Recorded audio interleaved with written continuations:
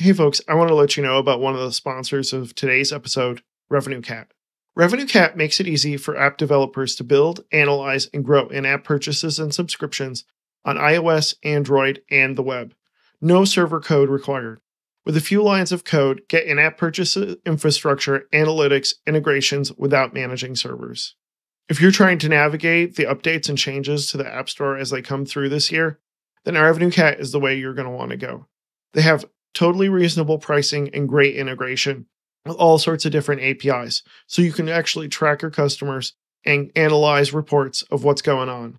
I highly recommend you check our episode out with Andy Bodeo we did a few months ago, where we talk about the importance of in-app purchases and how RevenueCat can help you out.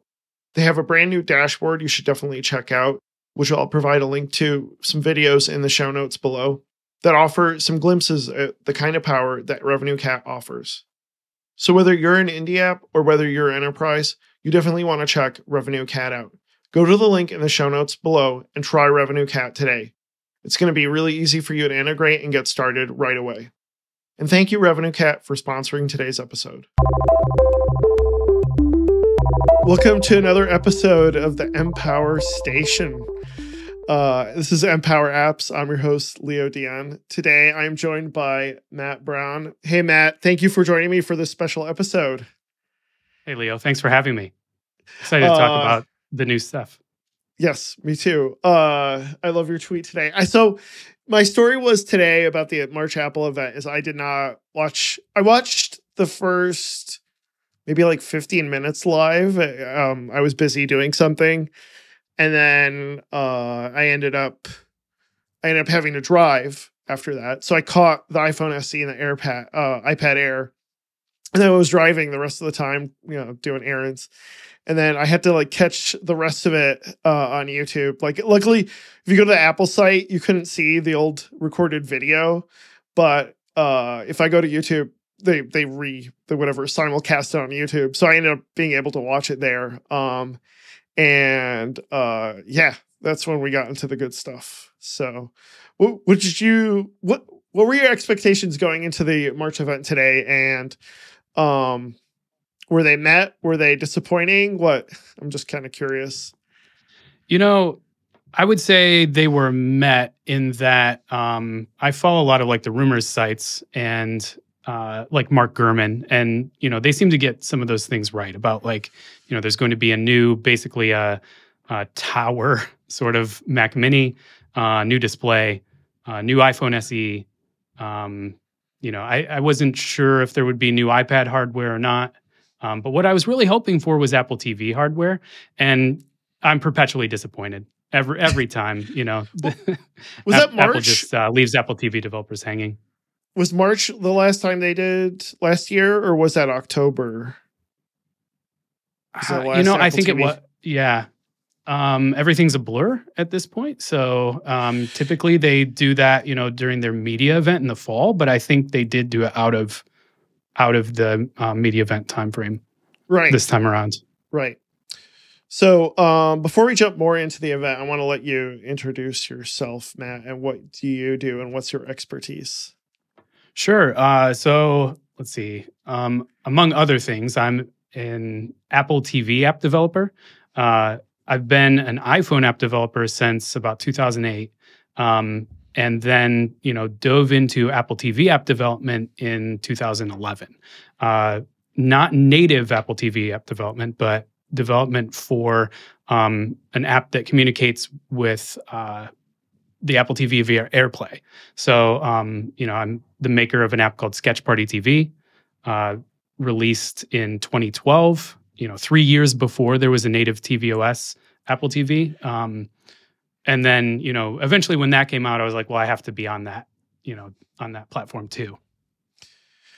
So yeah, we'll get a little bit more into Apple TV development, but yeah, so there was some Apple TV announcements. Major League Baseball, I guess that's a big one that's been rumored for a while. Except for the MLB lockout or whatever that's happening. So I wonder if this is a play to like, the more people that are clamoring for their MLB, the more likely they are to resolve the lockout sooner. Yeah. That's I mean, just a conspiracy.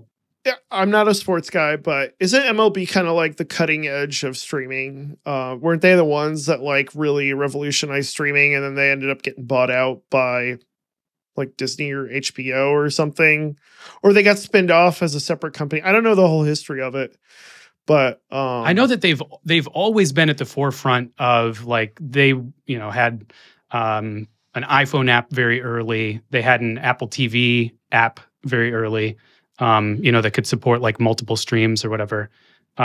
So it just makes sense that they would have, this partnership with Apple. I think they've had a long history together. Mm-hmm. Right.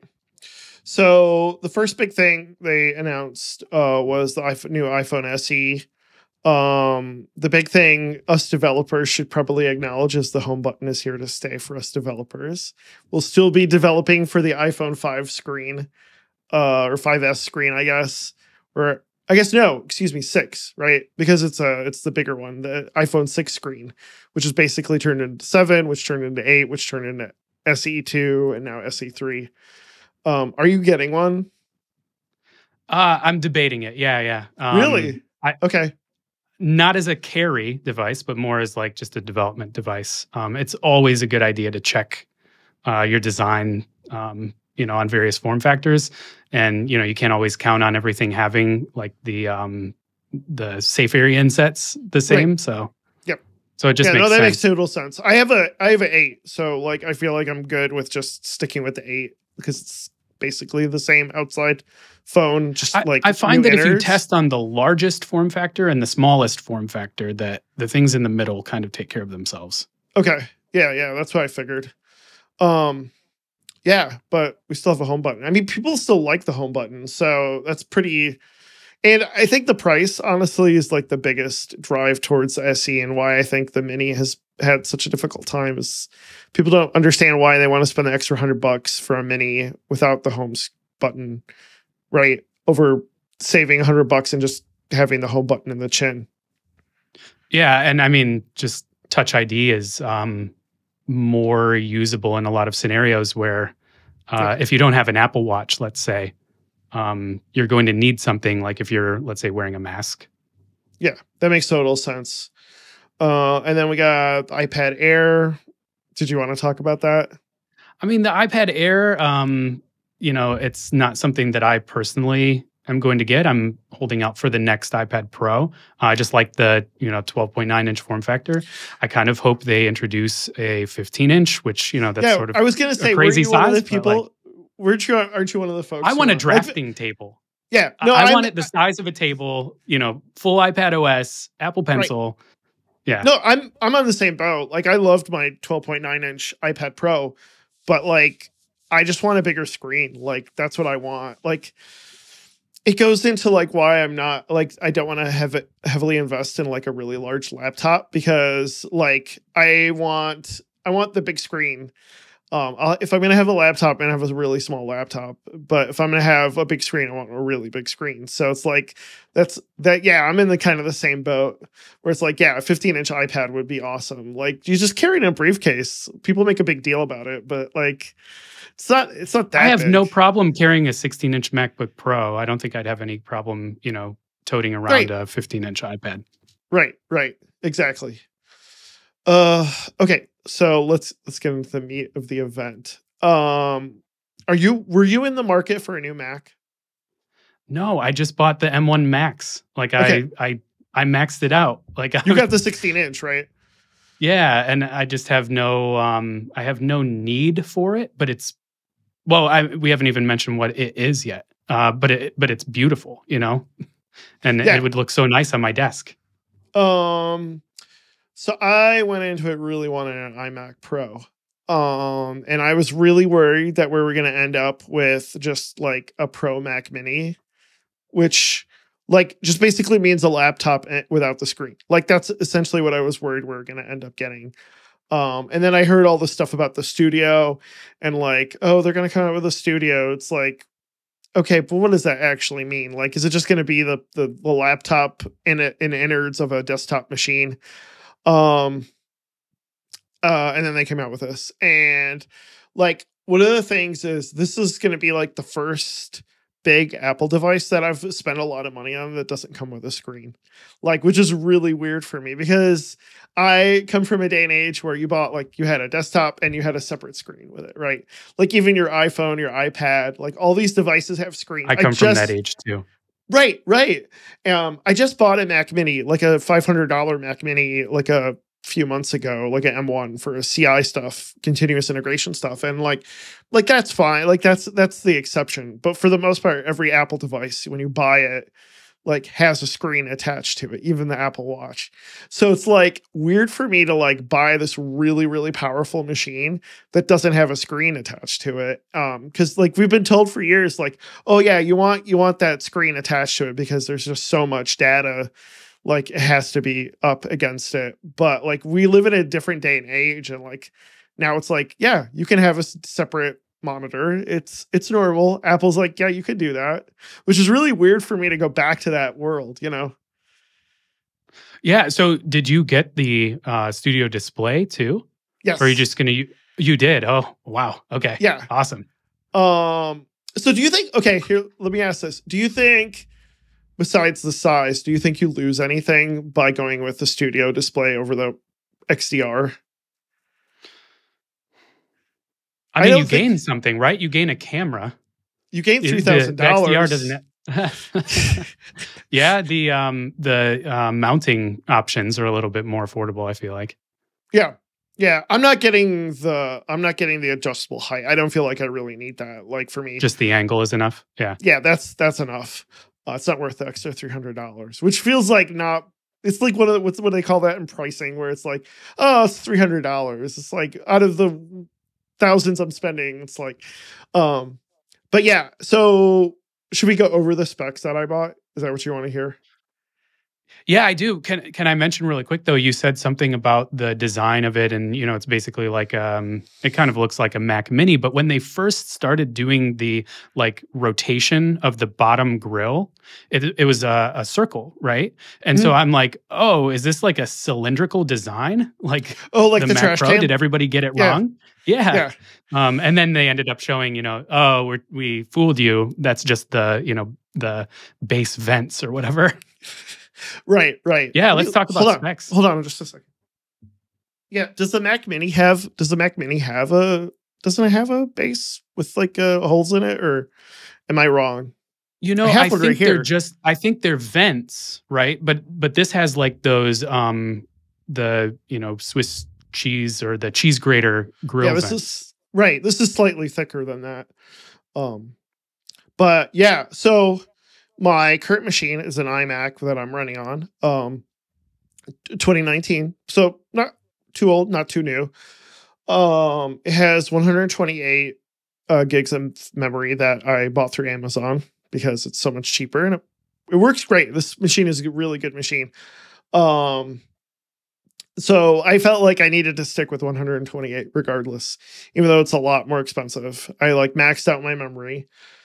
I did go with the M1 Ultra because I really want to get, like, if I'm going to get a processor, I want to get like something more than just what you would be able to get with a MacBook Pro. Because like, what's the point if you're going to get a Mac Studio? You may as well get one that's more powerful than a laptop. But I did not max out the GPUs because I don't make Hollywood films with 3D rendering. I feel like I can get away with that. Like that felt like a bit much. 2 terabytes SSD storage. Because I have 1 terabyte and it works fine, but in 3 years, 1 terabyte's not going to be enough. It just won't be. I know how it goes. But yeah, that's basically the main specs. But springing for 4 terabytes is just, it's kind of senseless, right? And then the 8 terabytes, you know, you're basically in Mac Pro territory. Right. And it's like I have external drives that you know, I use for storing like big stuff that I don't need. But you don't need, like, it's only there. I only feel like you need to spend that kind of money if you need it all the time, like on the actual machine. But if you don't, like, it's not worth it. So yeah. I mean, if you can expand with like external SSDs, right, then I feel like that's the way to go. But did I make the right choice? I mean, oh gosh, I can't bless your purchase.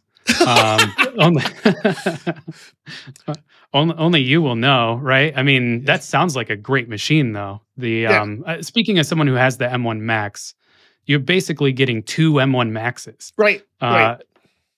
That sounds just insane to me. Now, if money weren't an option or weren't an object, they say that the Mac Pro, which they kind of teased in the event today, right?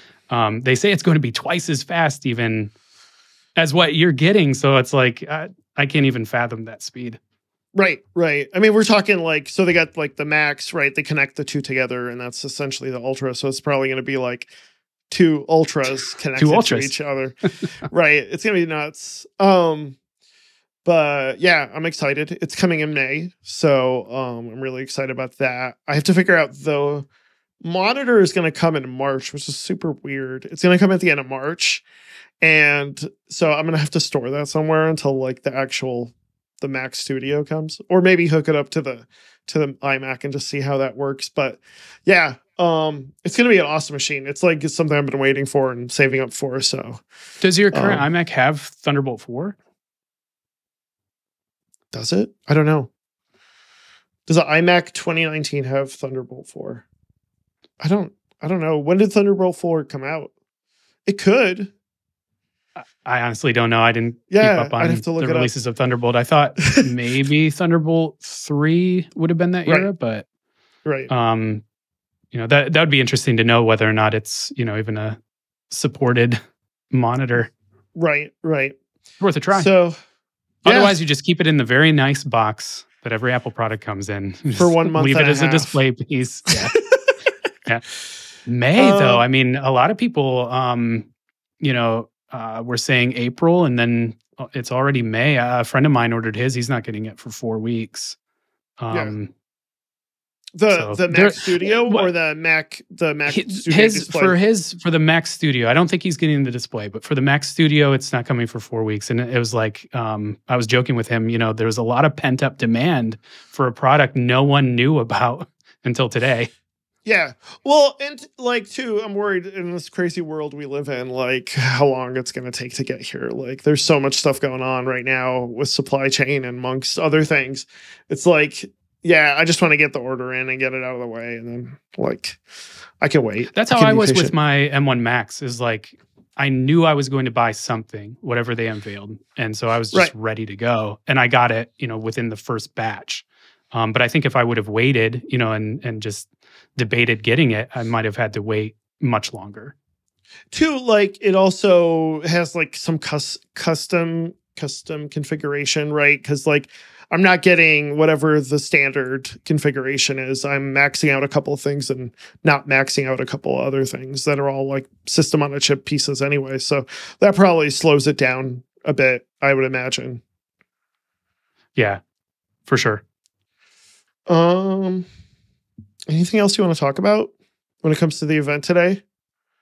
I'm just excited. No, I mean, I guess I could just express my, eternal or perpetual disappointment at not having any Apple TV hardware announcements. I would love to see, I don't think it'll ever happen, but like, an actual Apple TV, that would be amazing. But, the more people who are able to purchase and play my game, the better. So, there are plenty of options outside of Apple TV even. I mean, Apple has brought AirPlay to almost every TV manufacturer. So what do you think, what do you think the future, I mean, we can get into it. What do you think the future of Apple TV hardware is besides like an actual TV, which feels like it doesn't feel like that far-fetched, right? Like they make their own displays now. Like we now have the normal priced display, right? And all they have to do is make the studio display machine, a 48-inch television with like not some of the bells and whistles with the two new displays. And like they just basically have an Apple TV. Yeah, it doesn't have to be like some production reference display quality display. It just has to be better, in my mind, better than what's out there from the other manufacturers. But the studio display that you're getting has Apple Silicon of some form in it. Like I don't remember what A15, A I series think. it is. Yeah. Yeah. So I mean, that could very well run tvOS. I'm sure someone will try. Right, right. Like, and then it would have like all the bells. It's part of the whole problem of Apple not making like normal stuff anymore, like routers and things like that. Like people really like, and chargers and things like that. That like, like they used to make a lot more of that third party accessory stuff, and they just don't anymore. Maybe they will now that they're starting it back into doing displays. We'll see, I guess. Yeah, I mean, I used to love having an Airport Extreme, and I would love for them to do something with Wi-Fi routers again. Yeah. So let's get into it. Why don't you talk a little bit about your app, SketchParty TV? How does it work exactly? I guess maybe we could start from the top. Again, like I've been developing apps for quite a while. I had an app that came out in 2009 for iPhone OS. And then I went to WWDC in 2011. That was actually the year that they introduced AirPlay mirroring and like AirPlay second display technology. So, I'm sitting in the audience while they're, talking about this tech. I think it was during the WWDC State of the Union. And I was like, this would be really cool to make a party game for, especially a game like Pictionary. And so within, a few months, I had started working on the app, learning how to do things with core graphics, especially, and drawing. And, at one point I was like, oh, I'm going to try, because I don't know if you remember the app Paper. I think it was by a company called 53. And they had one of the best, they had the best drawing engine of any app. And I'm like, how did they do this? And so it turned out it was all like custom, OpenGL. And that was just, at the time, that was just beyond me. So I was like, the next best thing is probably core graphics. Like, how can I do that, and make it fast, just draw like, whatever rectangle is currently being, focused and updated. And this was also kind of a stretch for me at the time. Like my apps were pretty simple before this.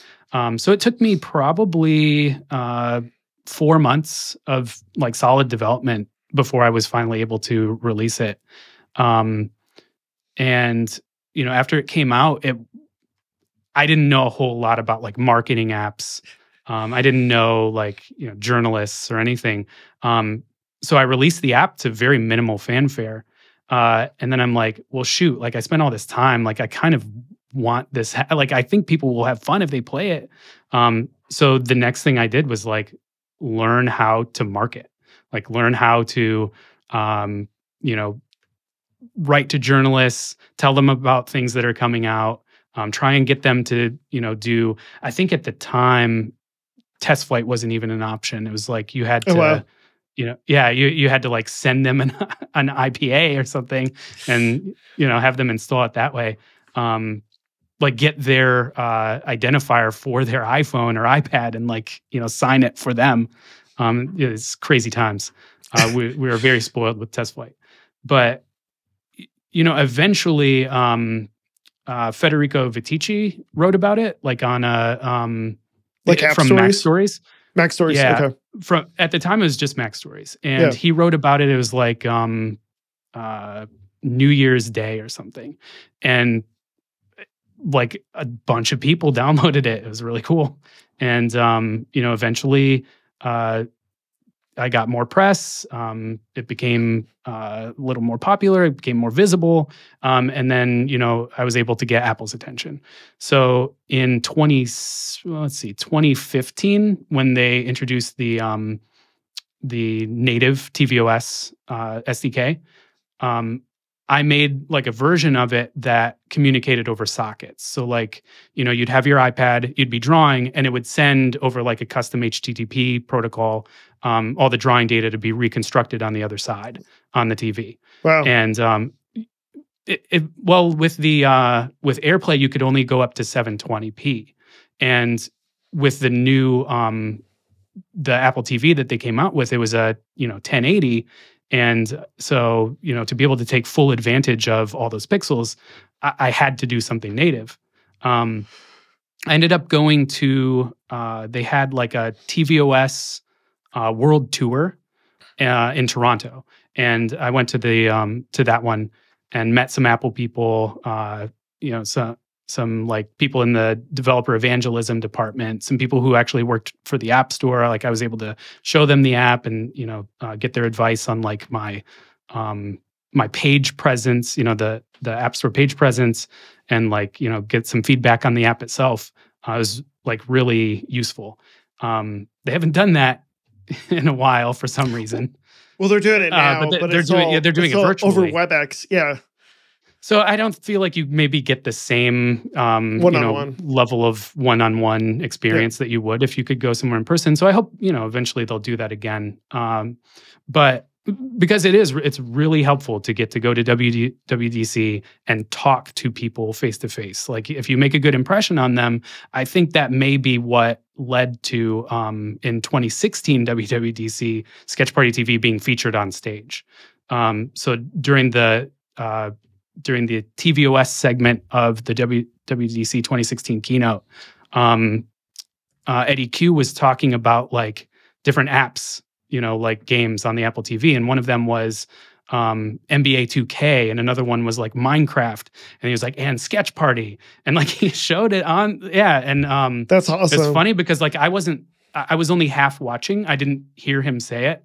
And some people that I was working with at the time were like, somebody needs to check on Matt because I think he may have passed out. Nice. But when I caught up later, I didn't pass out, but I was pretty blown away. I mean, today was funny. Just a side note, like we saw like these indie apps, like Mustafa was on a few weeks ago, and Tasks was in the video that they showed off of like all the apps that you can develop for the iPad, and it was like I know that guy. I felt like Leo from Once Upon a Time in Hollywood. That meme. Yeah. So I was like, that's awesome that they mentioned him. That's great. I mean, what? I'm sorry, his name is escaping me. I know it's Greg, the guy who makes drafts. I think his app was on there too, and then Vidit Bhargava, I think is his name. With it's that dictionary app. I can't remember the name of it offhand. Yeah, but that must be like feel awesome to see like your app up there, or even like in your case mentioned by Eddie. That's pretty amazing. Oh, totally. It's huge. Like just the fact that somebody noticed your stuff. Like, I've always hoped to get like a design award, an Apple Design Award, but they only give away so many of those. But like, being on one of those app wall collages that they put together is also very cool. Yeah. So how long? So Sketch TV has been on the Apple TV since day one. When did that tvOS come out that you can put apps on there? That was 2015. Okay. So what's like some of the unique things you've found with developing? Like, what are some of the unique challenges, I guess, developing for the Apple TV? Oh, honesty moment. Probably one of the biggest challenges is the addressable market. I feel like the iPhone and even the iPad are just enormous. Like there are so many people who have iPhones, and there are far fewer people who have Apple TVs. And then even a smaller subset of those people who will actually, go to the App Store on their Apple TV. So the platform itself is fairly easy. Like this thing. Exactly. I mean, I don't remember the last time I pulled up the App Store on my Apple Watch. Maybe like when it was in beta and I could try it out, but does anyone even know it's there? I doubt it. So, it's just a subset of a subset that actually, will download and especially pay for apps, because mine is a paid app. But, it is on the iPhone. It is on the iPad. It does work with AirPlay. So like education, is the education that it's available is partly falls on me. And well, it's good that you have an iPhone and an iPad app, because at least like this is the issue I've run into with like independent watch apps is like like it's only available on the watch. So you have to like go in, you have to search for it on the App Store on the watch or find it through SEO through Google, right? Whereas like if you have it on at least the iPhone as well, like that's a huge market. And at least that can invite people in to find your app on another device. Like that's what I found. So at least like you have SketchParty TV on the iPhone and the iPad as well, so that people find out about it on the Apple TV that way.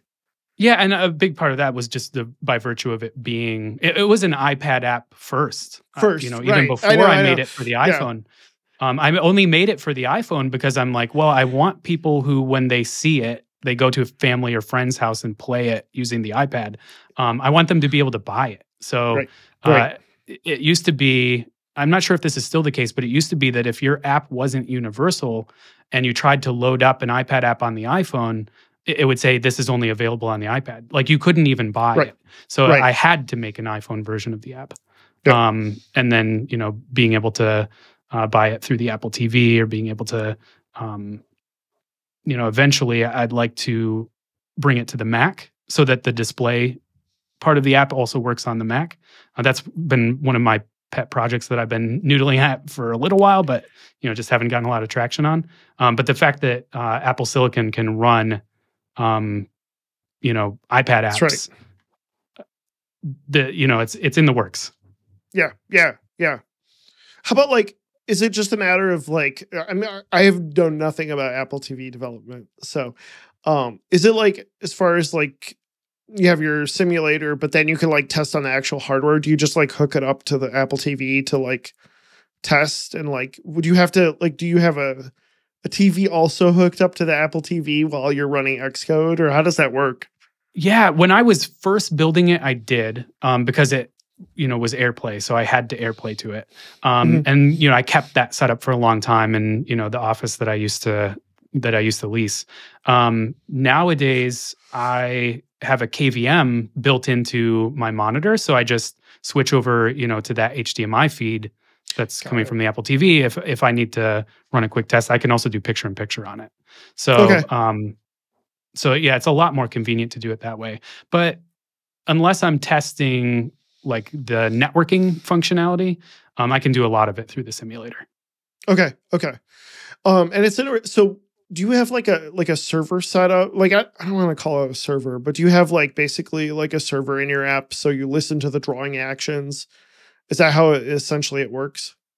Yeah, you know, it's using what is it? GCD async socket.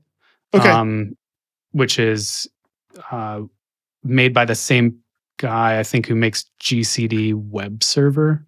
Okay.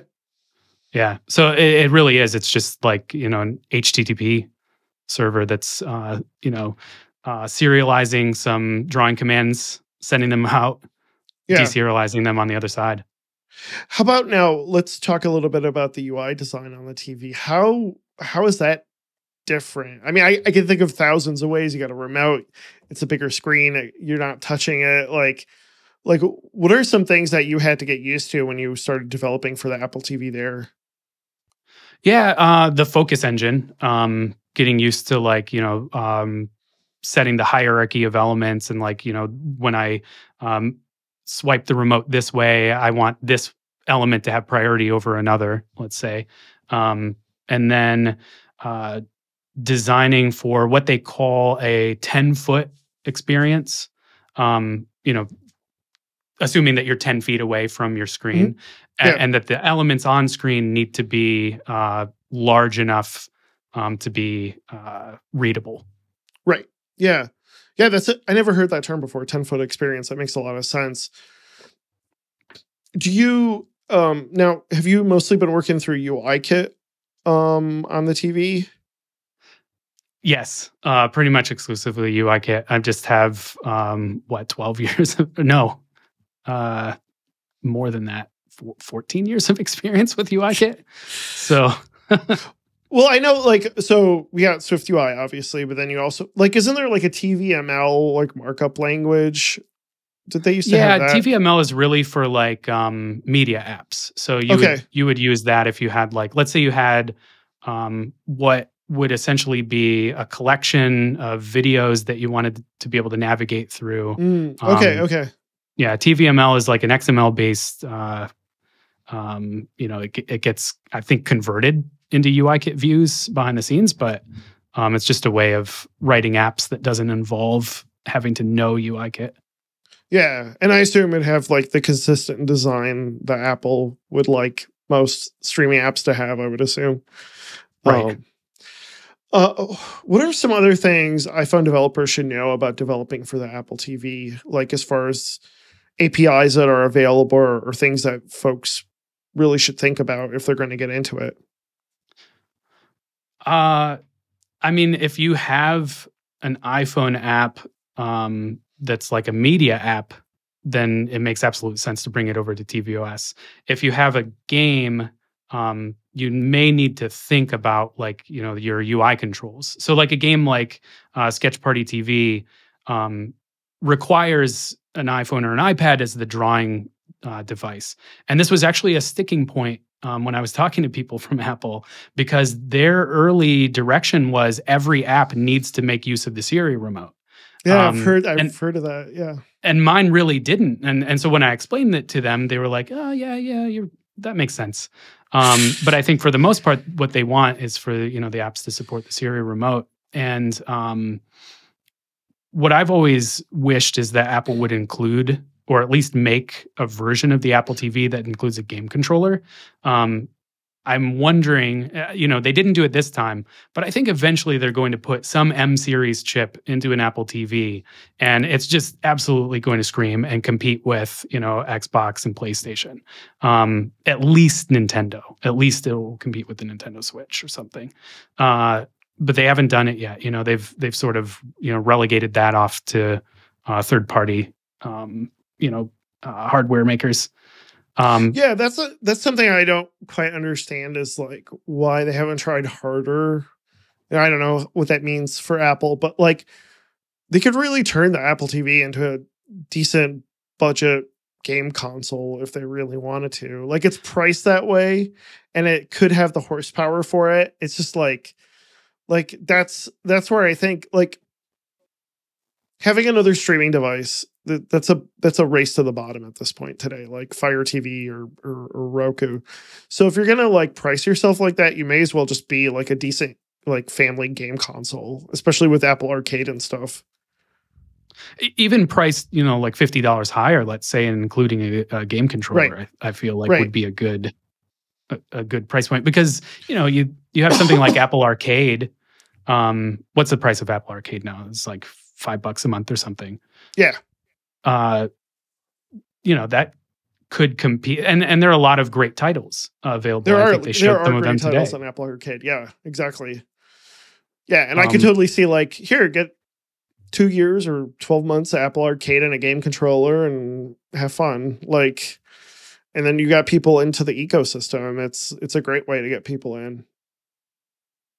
Yeah, and selfishly, I hope they do something like that, because I would like to spend more time, developing SketchParty TV, but not only SketchParty TV. Like I had this whole suite of party games that I wanted to make with the Party TV, suffix. And, I just never got around to it because, SketchParty TV did all right. It still does pretty well at like the holidays, but it's not like, I can't make it like, my full-time focus, let's say. Have you looked at developing for other devices outside of Apple for SketchParty TV? Yeah, at one point I was actually contacted by Comcast to do something for their I think their Xfinity platform. Okay. And I ended up working with another developer. It was all like a JavaScript SDK, and we just could not get. We just could not get the performance that we were looking to out of the hardware that they had. So, that was one that we'd looked at. And then another one was, the Fire TV and, rebuilding the app in Android. Just never really made a whole lot of progress with it. Even though still, like, people ask, where's the Android version of this app? Or like, if you search for SketchParty TV, one of the search suggestions that comes up in Google is SketchParty TV for Android.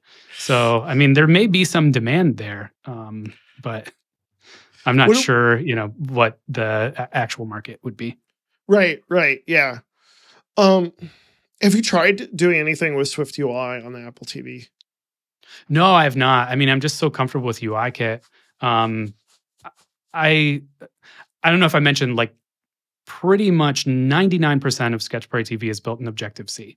So with some views built in Swift, Okay. but still UIKit.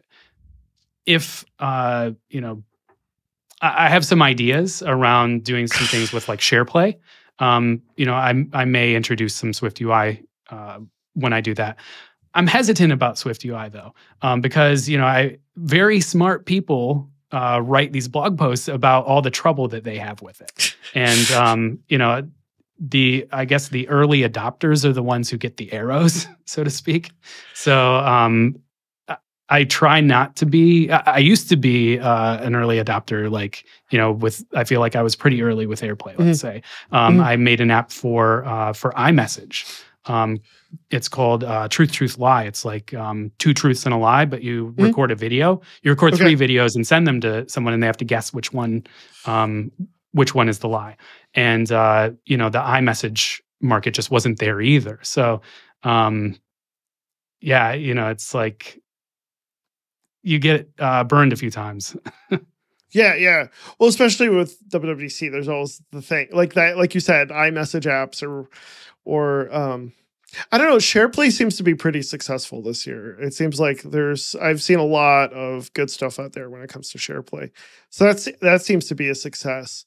But yeah, if it's not broke, don't fix it. Right? Like I totally get that. That makes total sense. So if someone was an iPhone developer, how should they get started? Like, what should be their to-do app on the Apple TV that will help them get a good idea of what it's like developing for the Apple TV? I think there are a lot of apps that have been done already. But one of them would probably be, I had wanted to make, back when this was a bigger deal, like with the California wildfires, I had wanted to make like a air quality app. Just a very simple app to either find your current location approximately, or search or go through a list of locations and see on a map like what the current air quality is. That seemed like it would be a fairly simple app as far as standard UI, map kit, API integration with some sort of API that delivers air quality information. That seemed like a pretty low-hanging fruit to me. Apart from that, trying to make a video player, because all the controls are fairly available. Yeah. Any good tutorials you'd recommend to help folks get started with Apple TV development? I mean, anytime I need to look something up, I usually look at whatever Paul Hudson has written on Hacking with Swift, or somebody like Antoine Vanderlee or like Donnie Walls. But the perennial favorite has to be Ray Wenderlich. Okay. There's always good stuff there. Yeah, and Ray's library will have something on Apple TV development for sure. So yeah. Apple TV development with Swift UI, I think they also have. So maybe after our call, after we're done recording, maybe I'm going to take a look at that one. Yeah, and we'll post links in the show notes. Was there anything else you wanted to mention before we close out? Well, I put SketchParty TV on sale. It's usually $5, and it's on sale right now for $3. Cool. So that'll be probably through the end of the weekend. Okay, awesome. Then we'll definitely put a link to that. Yeah, it's an awesome app. People should. Is this going to post right away? No, this would be. I'm going to edit it tomorrow. So. Okay, but it'll still be relevant. It'll still be relevant if it's on sale through the weekend. Awesome. Yes. Yeah. Exactly. So yeah, definitely check that out. Well, Matt, I'm really glad we did this finally. Yeah. This was awesome. Where can people find you online? If you want to find me on Twitter, it's at Matt Braun, MattBraun, and then mattbraun.co is my website. Awesome. Thank you again, Matt, for coming on. I really appreciate it. For sure. Thanks for having me, Leo. It was a blast. People can find me on Twitter at LeoGDion. My company is Bright Digit. Please take some time to like and subscribe if you're watching this on YouTube, or post a review to Apple Podcasts, Google Podcasts, Spotify, wherever you're listening. Thank you so much for coming on and listening and watching this episode, and I look forward to talking to you again. Bye.